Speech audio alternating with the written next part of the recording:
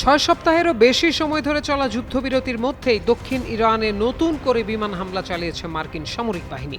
যুক্তরাষ্ট্রের central command CENTCOM এক বিবৃতিতে জানিয়েছে, ইরানের ক্ষেপণাস্ত্র ঘাঁটি এবং সমুদ্রপথে মাইন পুঁতে রাখার চেষ্টায় লিপ্ত স্পিডবোটগুলোকে লক্ষ্য করে এই হামলা চালানো হয়েছে। ওয়াশিংটনের দাবি, আত্মরক্ষা এবং ইরানি বাহিনীর হুমকি থেকে মার্কিন সেনাদের সুরক্ষার জন্য এই পদক্ষেপ নেওয়া হয়েছে। সেন্টকমের মুখপাত্র ক্যাপ্টেন টিম হকিন্স বলেন, চলমান যুদ্ধবিরতির নীতি বজায় রেখে এবং সর্বোচ্চ সংযম প্রদর্শন করে মার্কিন বাহিনী প্রতিরোধ জারি রেখেছে।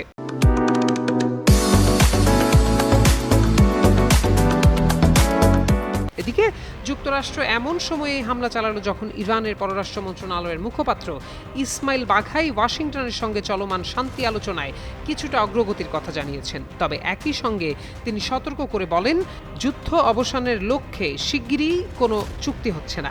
দ্য নিউ ইয়র্ক টাইমসের প্রতিবেদনে বলা হয়েছে, এর আগে ইরানি রাষ্ট্রীয় গণমাধ্যম জানিয়েছিল বন্দর আব্বাসে বিকট বিস্ফোরণের শব্দ শোনা গেছে। স্থানীয় প্রশাসন বিষয়টি খতিয়ে দেখছে।